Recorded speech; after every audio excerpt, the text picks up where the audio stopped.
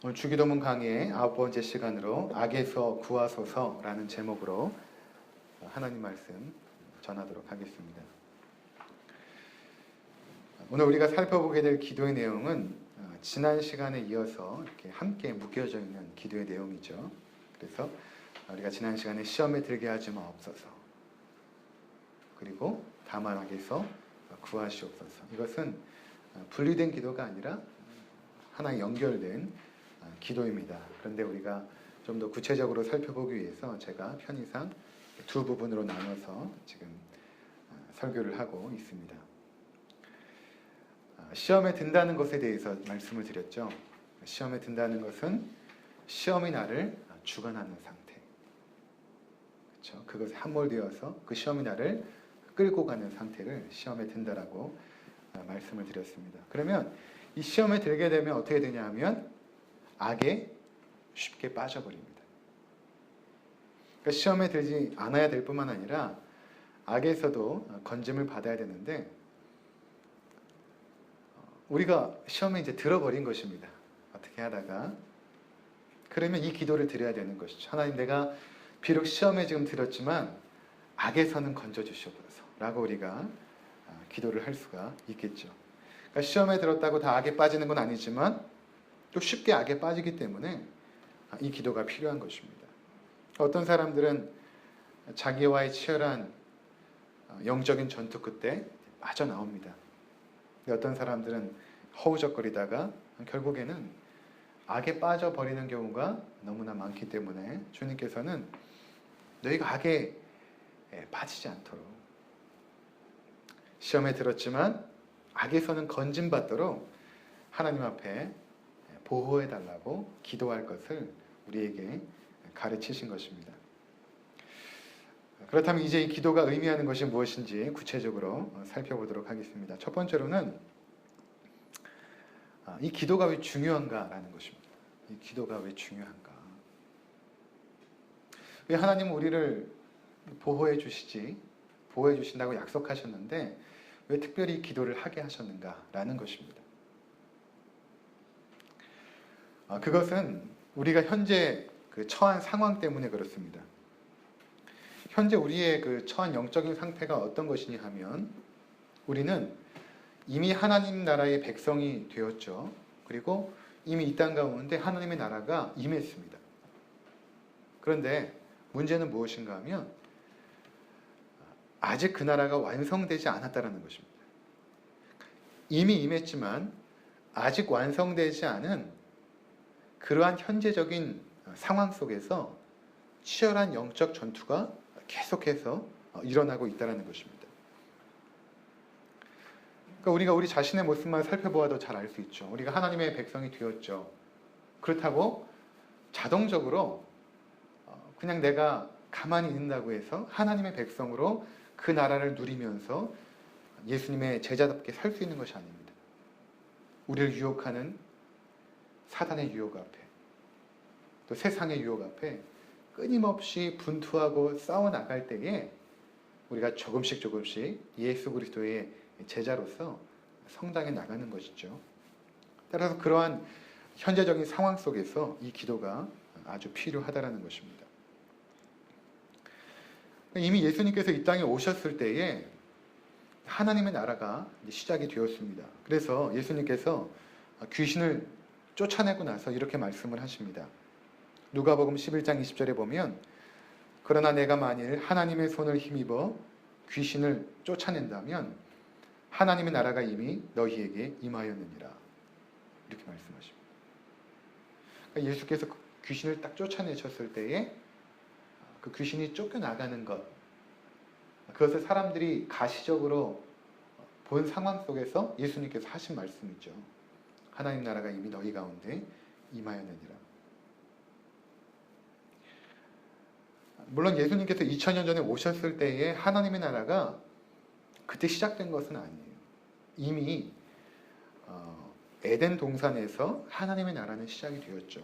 하나님께서 창조하신 그 세계를 우리가 하나님의 나라라고 말할 수가 있는 것입니다.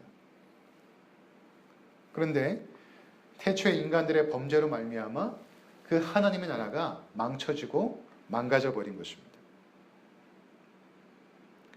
그리고 하나님께서는 그 망쳐진 그 하나님의 나라를 다시금 온전하게 세우기를 원하셨죠. 그래서 죄악된 이 인류 가운데 하나님 나라의 그 씨앗들을 자라게 하십니다. 그 씨앗이 무엇입니까? 하나님 나라의 백성들이죠. 그래서 창세기 12장에 보면 아브라함을 불러내시고 그에게 두 가지의 약속을 하시죠. 내가 너에게 땅을 주겠다. 그리고 내가 너에게 너의 후손을 별처럼 많게 주겠다. 땅과 씨의 약속. 이 씨앗은 하나님 나라의 백성들을 의미하는 것이죠. 그래서 그 아브라함을 필두로 하여서 그의 후손들의 그 믿음의 씨앗들을 통해서 하나님의 나라가 점진적으로 이 땅 가운데 임하고 있었던 것이죠. 그래서 성경의 역사는 이 죄악된 인류의 역사와 함께 그 숨겨진 하나님 나라의 백성들의 그 씨앗이 어떻게 성장하는가를 이렇게 보여주고 있습니다. 구약 성경은 그런 내용이에요. 창세기 3장부터 시작된 인류의 죄악의 역사와 함께 하나님 나라의 백성들이 어떻게 그 줄기를 잡고 이어져 가고 있었던가에 대한 말씀인 것입니다. 그래서 모두가 바알에게 무릎 꿇는 그 타락한 시대에도 이 구루터기와 같은 거룩한 자들을 남겨두시고 그들을 통해서 하나님 나라의 씨앗들을 남겨두신 것이죠. 그래서 이사야 6장 13절에 보면 그 중에 10분의 1이 아직 남아있을지라도 이것이 황폐하게 될 것이나 밤나무와 상수리나무가 배임을 당하여도 그 구루터기는 남아있는 것 같이 거룩한 씨가 이 땅에 구루터기니라 하시더라. 거룩한 씨앗들을 하나님께서 이 땅에 남겨두셨다는 것입니다. 그리고 그 씨앗들이 마침내 예수 그리스도라는 그 구원자를 예비했던 것입니다. 그래서 약속하신 하나님의 때가 이르러서 우리의 구원자 예수 그리스도께서 이 땅에 오신 것이죠. 그래서 그동안은 점진적이고 숨겨져서 이 자라왔던 하나님의 나라가 이제는 폭발적으로 그리고 가시적으로 우리 가운데 나타난 것입니다. 그래서 이 복음서에 보면 예수님의 그 사역의 대부분이 이 축사 사역과 치유 사역입니다. 병든 자를 고치고 귀신을 내어쫓고. 왜 이러한 일들을 많이 행하셨는가? 그것은 바로 우리에게 하나님의 나라가 이 땅 가운데 펼쳐지고 있고 임하고 있다는 것을 눈으로 볼 수 있도록, 아주 명확하게 눈으로 볼 수 있도록 예수님께서 그 사역을 일부러 진행하신 것이죠. 그래서 예수님의 말씀이 선포되고 예수님의 손길이 오는 곳에는 하나님 나라의 그 치유와 그 은혜와 구원의 역사가 펼쳐진 것입니다. 그리고 나서 예수님께서 죽으시고 부활하신 후에 그분의 제자들 12명의 제자와 그리고 남겨져 있는 이 제자들의 무리를 통하여서 이 팔레스타인 땅에서 이 조그맣게 시작된 그 하나님 나라의 그 확장의 역사가 이제는 너무나 폭발적으로 진행이 된 것입니다. 그래서 오순절에 하나님께서 성령님을 보내주시지 않습니까?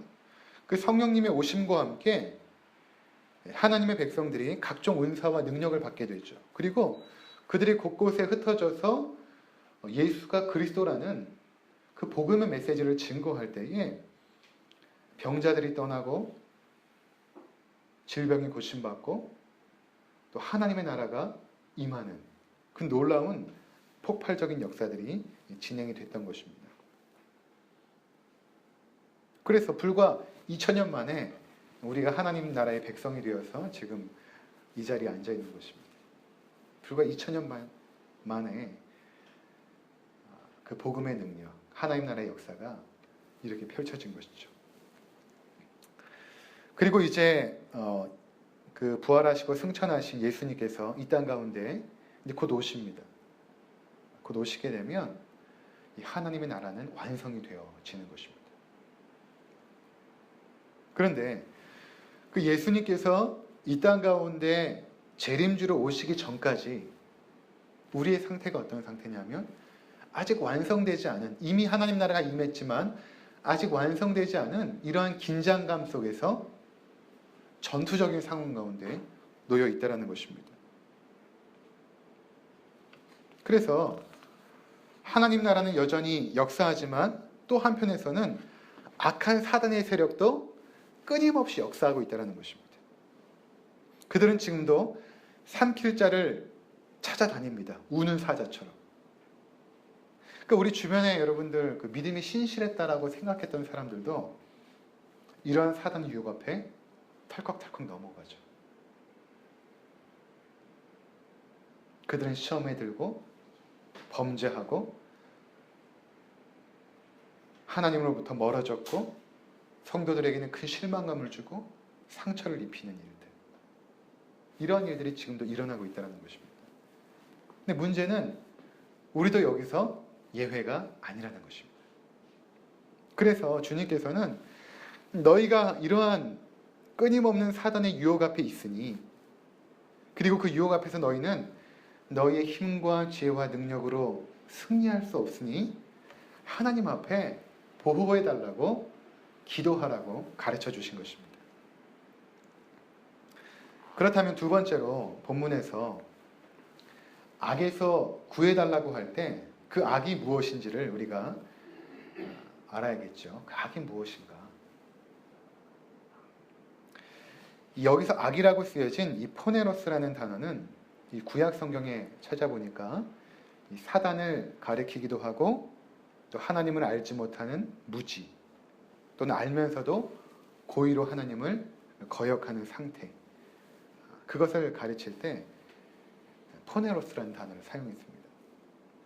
따라서 예수님께서 이 포네로스라는 이 악에서 건져달라고 했을 때는 이 악한 자, 사단을 의미하기도 하고 또 하나는 하나님을 대적하는 그러한 상태를 말하기도 하는 것입니다. 그런데 이것을 우리가 악한 자라고 이해하는 것이 오히려 좋을 것 같습니다. 악한 자, 사단이죠. 그렇다면 우리가 사단은 어떤 존재인지 살펴보도록 하겠습니다. 그래야 우리가 그 사단의 유혹 앞에 대처할 수 있으니까 이 사단이 과연 어떤 존재인가. 먼저 사단의 기원입니다. 여러분, 사단이 어디서부터 왔을까요? 사단이 어디서부터 과연 왔을까 하는 것입니다. 이것에 대해서 두 가지의 그 잘못된 견해가 있는데, 하나는 이 사단이라는 존재는 처음부터 존재했다라고 믿는 것입니다. 그러니까 선하신 하나님이 계시고 이 악한 사단이 처음부터 있었다라는 것입니다. 선한 신과 악한 신이 영원 전부터 있었고 이 싸움은 계속 진행이 되고 있다는 것입니다. 그리고 이 악한 신은 이 선한 신과 동등한 권세와 능력과 지혜와 힘이 있다라고 믿는 것입니다. 그래서 우리가 영화 같은 것을 보아도, 예를 들어 반지의 제왕 같은 영화를 보면 악한 신과 선한 신과의 대립. 그러니까 많은 사람들이 그렇게 생각을 하죠. 이 세상은 악한 신과 선한 신이 대립하여 싸우는 그러한 신관을 가지고 있다는 것입니다. 또 하나의 그 잘못된 견해는 무엇인가 하면 이 악을 선의 결핍으로 보는 것입니다. 그러니까 현재 악함은 선함이 결핍된 상태. 그래서 그 선함의 결핍을 채우고 나면 마침내는 악이 사라질 것이라고 생각을 하는 것입니다. 그러니까 이것은 진화론자들의 생각이죠. 이 땅이 지금 비록 악하지만 그 악을 우리 인간들의 노력과 선한 행실과 윤리적인 삶과 도덕적인 의식을 가지고 살아가면 결국에는 이런 악이 사라지고 나서 좋은 세상이 될 것이다 라고 믿는 것입니다. 이것은 성경적이지 않은 생각이죠. 성경은 이 악 그리고 사단이 처음부터 있었거나 또는 이 선의 결핍으로 생겨난 것이 아니라고 말합니다. 성경은 이 사단의 존재가 바로 피조물 중에 하나가 반역한 것이라고 말하고 있습니다. 우리가 잘 아는 것처럼 하나님의 그 창조물들 가운데 우리가 눈에 보이는 이런 세계도 있지만, 그렇죠? 태양도 있고 바다도 있고 나무도 있고 있지만 또 인간도 있고 있지만 눈에 보이지 않는 세계도 하나님이 창조하셨거든요. 그 눈에 보이지 않는 세계 가운데 영적인 존재들이 있죠. 그 중에 하나가 바로 천사들입니다. 하나님은 천사도 창조를 하셨죠. 그런데 그 천사들 중에 한 무리가 하나님을 반역한 것입니다. 그들을 바로 사단이다. 사단이라는 의미의 뜻이 반역자라는 의미가 있거든요. 그들이 바로 사단인 것입니다. 그래서 성경에서는 몇 군데 이 사단에 대해서 우리에게 설명해 주고 있는데, 거기 한번 보시면 제가 거기 하나님 말씀을 두 개를 구약 성경에서 참조하도록 써놨습니다. 먼저 이사야 14장 12절과 14절 한번 보시면, 너 아침의 아들 계명성이요. 계명성이라는 것은 루시퍼를 말합니다. KJV 성경에 보면 루시퍼라고 말하고 있습니다. 계명성이요, 어찌 그리 하늘에서 떨어졌으며 너 열국을 엎은 자의 어찌 그리 땅에 찍혔는고. 내가 내 마음에 이르기를 내가 하늘에 올라 하나님의 뭇별 위에 내 자리를 높이리라. 내가 북극 지폐의 산 위에 앉으리라. 가장 높은 구름에 올라가 지극히 높은 이와 같아지리라 하는도다. 그러니까 이 아침의 아들 계명성 루시퍼, 이 천사를 말하는데, 그가 지극히 높은 자와 같이 되겠다라는 그 교만함이 있었던 것입니다. 15절에 그러나 이제 내가 수월 곧 구덩이 맨 밑에 떨어짐을 당하리로다.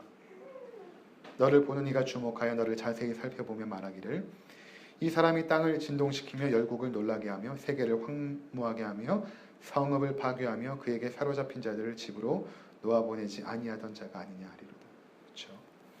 또 그 밑에 에스겔서 28장 보시면 11절부터 여호와의 말씀이 또 내게 임하여 이르시되 인자야 두로 왕을 위하여 슬픈 노래를 지어 그에게 이르기를 주 여호와의 말씀에 너는 완전한 도장이었고 지혜가 충족하며 온전히 아름다웠도다. 그러니까 두로 왕에 대한 그 심판을 명하시면서 함께 이 반역한 이 천사들의 무리, 즉 사단의 존재에 대해서 말씀을 하십니다. 13절에 내가 옛적에 하나님의 동산 에덴에 있어서 각종 보석 곧 홍보석과 황보석과 금강석과 황옥과 홍만호와 창옥과 청보석과 낭보석과 홍목과 황금으로 단장하였으며 굉장히 그 찬란하게 아름다웠다라는 것입니다. 내가 지음을 받던 날에 너를 위하여 소고와 비파가 준비되었도다. 지음을 받았던 존재라는 것입니다. 14절을 보시면 너는 기름 부음을 받고 지키는 그룹임이며 그룹이라는 것은 천사를 의미합니다. 그룹. 내가 너를 세우매 내가 하나님의 성산이 있어서 불타는 돌들 사이에 왕래하였도다. 내가 지음을 받던 날부터 내 모든 길에 완전하더니 마침내 내게서 불의가 드러났도다. 내 무역이 많음으로 내 가운데서 강포가 가득하여 내가 범죄하였도다. 너 지키는 그룹아, 그러므로 내가 너를 더럽게 여겨 하나님의 산에서 쫓아냈고 불타는 돌들 사이에서 멸하였도다. 내가 아름다움으로 마음이 교만하였으며 내가 영화로움으로 내 지혜를 더럽혔으며, 이렇게 말하고 있죠. 결국에는 아주 지혜롭고 아름답게 창조되었던 그 천사들의 존재가 교만하여 하나님과 같이 되려고 함으로 말미암아 하나님께서 그들을 쫓아내셨다. 그 쫓겨난 무리, 그들이 바로 사탄이라는 것입니다. 그래서 베드로후서 2장 4절에 또 보시면 하나님의 범죄한 천사들을 용서하지 아니하시고 지옥에 던져 어두운 구덩이에 두어 심판 때까지 지키게 하셨으며, 유다서 1장 6절 또 자기 지위를 지키지 아니하고 자기 처소를 떠난 천사들을 큰 날의 심판까지 영원한 결박으로 흑암에 가두셨으며, 이렇게 말합니다. 그러니까 우리가 이 사탄이 어떤 존재인가를 이 성경 구절을 여러분들이 잘 기억하시고, 이단들이 이제 이런저런 이야기를 많이 하거든요. 그럴 때마다 이러한 말씀으로 잘 설명을 해주시면 좋을 것 같아요. 사단은 원래 존재했던 것이 아니라 영원 전부터 존재한 것이 아니라 하나님의 피조물 중에 하나가 반역한 것이다 라는 것입니다. 이들의 규모가 어떤가 우리가 알 필요가 있습니다. 이들의 규모가 어떤가? 그들은 나라를 가지고 있고 조직과 체계를 가지고 있습니다. 그러니까 이들은 어마어마한 무리들이에요. 마태복음 12장 24절에 보면 예수님께서 이제 귀신을 쫓아내니까 사람들이 저 사람이 바알세불, 귀신의 왕 바알세불을 힘입어서 지금 귀신을 쫓아낸다 라고 막 예수님에 대해서 말할 때에 자, 이 사단의 규모가 어떤가를 우리가 알 필요가 있습니다. 예수님께서 이렇게 말씀하십니다. 마태복음 12장 24절에 보면 바리새인들은 듣고 이르되 이가 귀신의 왕 바알세불을 힘입지 않고는 귀신을 쫓아내지 못하니라 하거늘 예수께서 그들의 생각을 아시고 이르시되 스스로 분쟁하는 나라마다 황폐하여질 것이요 스스로 분쟁하는 동네나 집마다 서지 못하리라. 만일 사탄이 사탄을 쫓아내면 스스로 분쟁하는 것이니 그리하고야 어떻게 그의 나라가 서겠느냐. 그러니까 사단이 나라가 있다는 것입니다. 왕국을 소유하고 있어요. 그들이 하나님께서 쫓아내실 때에 사탄의 가장 지혜로웠던 루시퍼 혼자 쫓겨난 것이 아니라 이 루시퍼가 천사들과 함께 군대를 이뤄서 내려오거든요. 그러니까 지금 이 사탄은 군대로 움직여요. 조직적으로, 체계적으로. 그러니까 우리가 대항하면서 도무지 이길 수가 없는 거예요, 사탄은.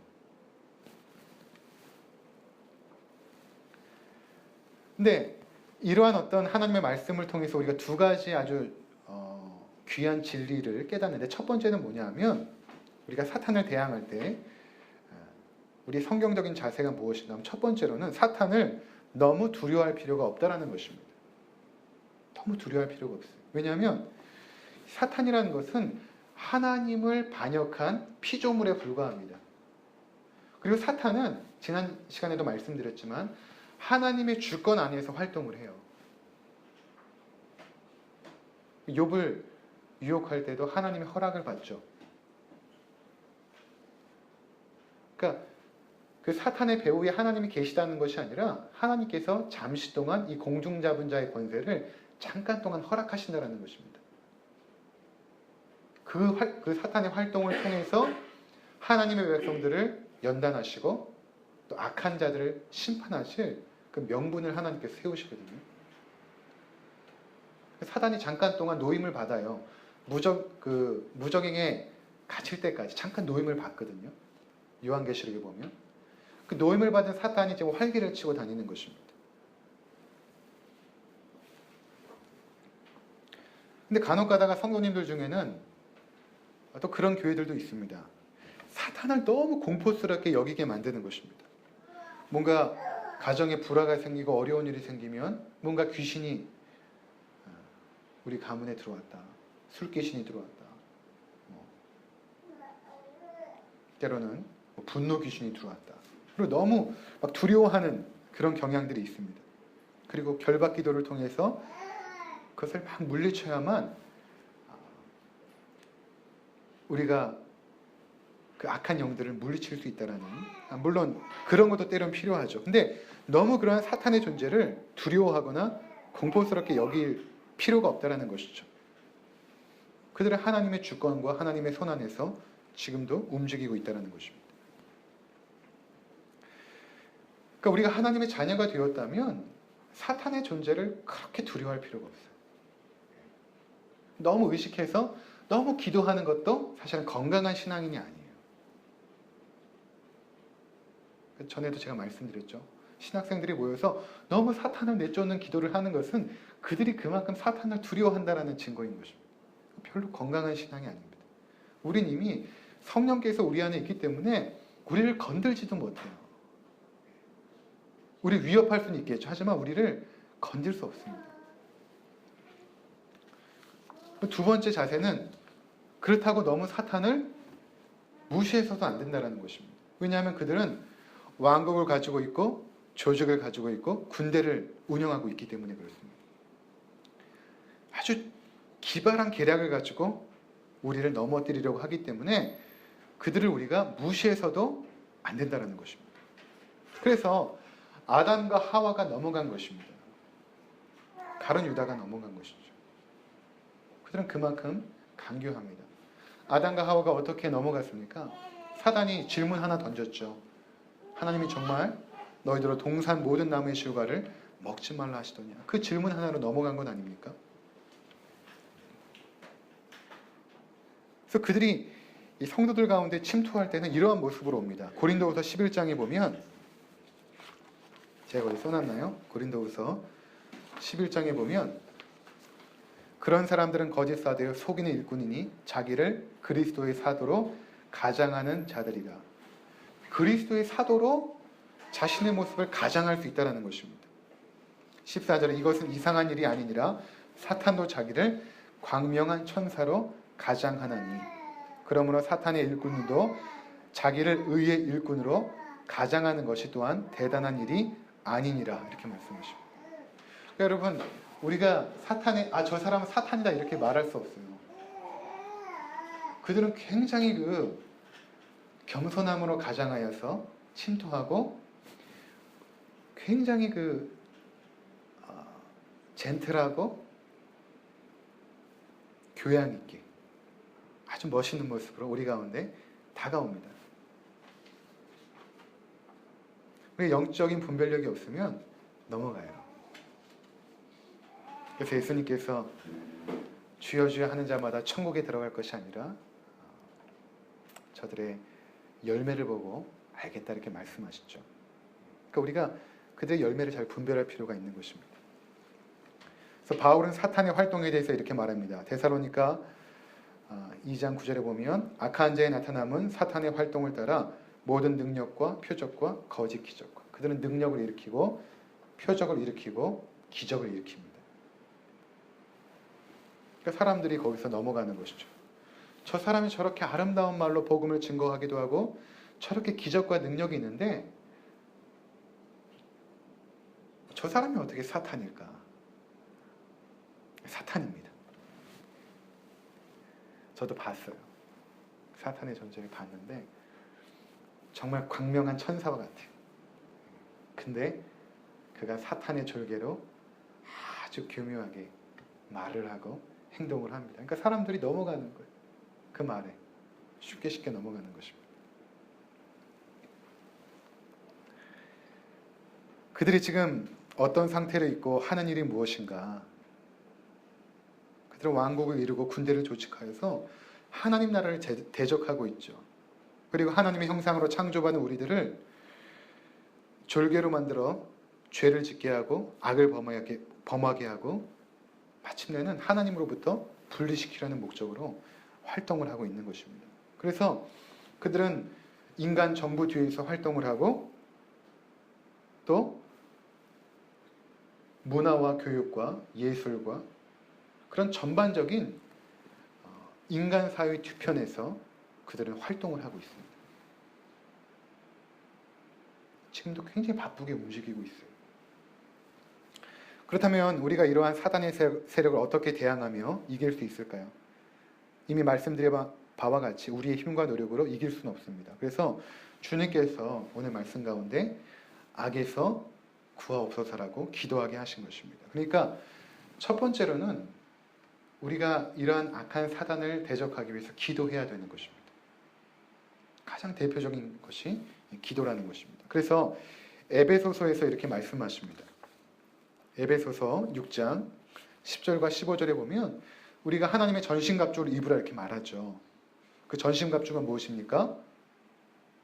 12절부터 읽어보면 마귀의 관계를 능히 대적하기 위하여 하나님의 전신갑주를 입으라. 우리의 씨름은 혈과 육을 상대하는 것이 아니요 통치자들과 권세들과 이 어둠의 세상 주관자들과 하늘에 있는 악한 영들을 상대함이라. 그러므로 하나님의 전신갑주를 취하라. 이는 악한 날에 너희가 능히 대적하고 이 모든 일을 행한 후에 서기 위함이라. 그런즉 서서 진리로 허리띠를 띠고 진리의 말씀으로 무장하라. 의의 호심경을 붙이고 의롭게 살아가라. 하나님의 말씀을 근거로 하여서 의롭게 살아가라. 평안의 복음이 준비한 것으로 신을 신고 항상 복음으로 무장되어 있고 또 믿음의 방패, 하나님을 신실하게 믿는 그 믿음을 가지고 악한 자의 불화살을 소멸하고 17절 구원의 투구와 성령의 검, 곧 하나님의 말씀을 가지라. 하나님의 말씀, 성령의 검, 그것이 곧 우리의 무기가 되는 것이죠. 이렇게 무장하고 나서 18절에 보면 우리가 어떻게 싸우는가, 이렇게 무장하고 나서 18절에 모든 기도와 간구를 하되 성령 안에서 기도하고 이를 위하여 깨어 구하기를 항상 힘쓰며 여러 성도를 위하여 구하라. 그러니까 영적 전투 가운데 첫 번째 단계는 뭐냐면 무장을 하고 나서 기도하는 것입니다. 기도하는 것입니다.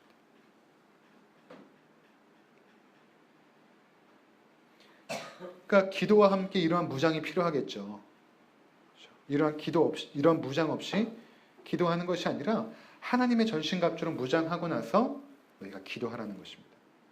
그래서 마태복음 9장 28절과 29절에 보면 제자들이 귀신을 쫓아내지 못하죠. 물어봅니다. 우리가 어찌하여 능히 귀신을 쫓아내지 못하였나이까? 이르시되 기도 외에는 다른 것으로는 이런 종류가 나갈 수 없느니라 하십니다. 기도로 악한 사단의 영들을 대적해야 되는 것입니다. 다음으로는 찬양입니다. 이 찬양이라는 것은 원래는 하나님을 높여드리는 것이죠. 하나님의 구원과 그분의 창조와 우리와 함께 하시는 그 은혜를 우리가 높여드리는 것이 찬양입니다. 그런데 때때로는 이 찬양이 악한 사단을 무찌르는 무기로 하나님께서 사용하실 때가 있어요. 역대하 20장에 보면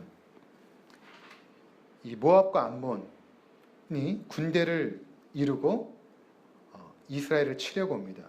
그때 여호사밧 왕이 굉장히 두려워 떱니다. 하나님 앞에 무릎을 꿇습니다. 그리고 백성들에게는 너희가 금식하라 선포하고 기도할 것을 당부를 하죠.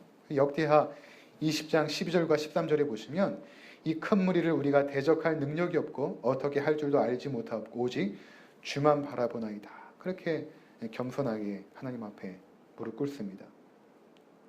13절에 유다 모든 사람들이 그들의 아내와 자녀와 어린이와 더불어 여호와 앞에 섰더라. 그때 여호와 영이 스가랴의 아들 야하시엘에게 임하고 그 선지자를 통해서 하나님의 말씀을 주십니다. 하나님의 그 전략이 무엇인가? 15절에 보니까 너희는 이 큰 무리로 말미암아 두려워하거나 놀라지 말라. 이 전쟁은 너희에게 속한 것이 아니요 하나님께 속한 것이니라. 내일 너희는 그들에게로 내려가라.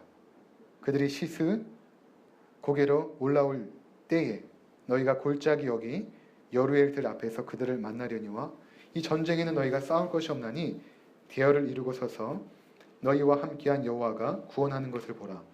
유다와 예루살렘아 너희는 두려워하지 말며 놀라지 말고 내일 그들을 맞서 나가라. 여호와가 너희와 함께하리라 하셨느니라 하며. 그리고 이제 전쟁이 시작됩니다. 근데 하나님의 전략이 굉장히 독특합니다. 21절에 백성과 더불어 의논하고 노래하는 자들을 택하여 거룩한 예복을 입히고 군대 앞에서 행진하며. 전쟁이 시작되는데 군대 앞에 성가대를 둔 것입니다. 놀랍지 않습니까? 무기를 가지고 싸우는 것이 아니라 군대 앞에 성가대를 둔 것입니다. 그리고 그 성가대가 찬양을 합니다. 여호와를 찬송하 이르기를 여호와께 감사하세. 그의 인자하심이 영원하도다 하게 하였더니 그 노래와 찬송이 시작될 때에 여호와께서 복병을 두어 유다를 치러 온 암몬 자손과 모압과 세일산 주민들을 치게 하심으로 그들이 패하였으니. 그렇죠. 그러니까 찬양 가운데 하나님께서 싸우십니다. 그러니까 오늘 우리가 네 곡의 그 영적 전투에 대한 찬양을 우리가 부르지 않았습니까? 이런 찬양들을 우리가 영적으로 눌려 있을 때, 악한 사단이 우리를 유혹할 때 이러한 찬양을 우리가 불러야 되는 것이죠. 그러니까 사울 왕도 악신이 들었을 때에 다윗이 수금으로 연주하죠. 그렇죠? 하나님의 아름다운 찬양을 연주할 때에 악신이 떠나죠. 사무엘상 16장 23절에 하나님의 부르신 악신이 사울에게서 이를 때에 다윗이 수금을 취하여 손으로 탄즉 사울이 상쾌하여 났고 악신은 그에게서 떠나니라. 그러니까 우리의 기도와 찬양이 이렇게 능력을 발휘하는 이유가 있습니다. 그것은 이 우리의 어떤 기도나 찬양이 그 자체에 어떤 신비한 능력이 있는 것이 아니에요. 오해하시면 안 됩니다. 그 우리의 기도 자체에 또 우리의 찬양 자체에 어떤 신비한 능력이 있는 것이 아니라 우리가 기도하고 찬양할 때 하나님께서 그것을 통하여서 싸우시고 역사하시고 일하신다라는 것입니다. 그러니까 하나님은 그분 홀로 일하시지 않고 우리의 기도를 통하여 우리의 찬양을 통하여 그분의 능력과 권세를 이 땅 가운데 나타내기를 기뻐하신다는 것입니다. 그러니까 요한계시록에 보면 우리가 기도할 때 천사들이 굉장히 바쁘게 움직여요. 그렇죠? 향로를 가지고 성도들의 기도를 담아가지고 금대접에 하나님께 막 올라가죠. 기도할 때 하나님의 천사들이 움직이고 있다는 것입니다. 그러니까 우리가 이렇게 기도와 찬양을 통하여 승리할 수 있는 근거가 있습니다. 그것은 예수님께서 부활하셨을 때 이미 사단의 머리가 박살이 나요. 근데 그 사단의 머리가 박살나는 그 일을 아담과 하와가 타락한 창세기 3장에서 미리 하나님께서 말씀하셨어요. 여자의 후손이 뱀의 머리를 상하게 할 것이다 말씀하시죠. 그렇죠? 여자의 후손 예수 그리스도, 뱀은 사단이죠. 결국 사단 박살낼 것이다. 그 약속이 예수님의 부활로 말미암아 성취가 된 것이죠. 그러니까 우리가 그 예수 그리스도의 이름을 의지하여 기도하고 찬양하면 당연히 그분의 능력과 권세가 우리를 통하여 나타나고 드러난다는 것입니다.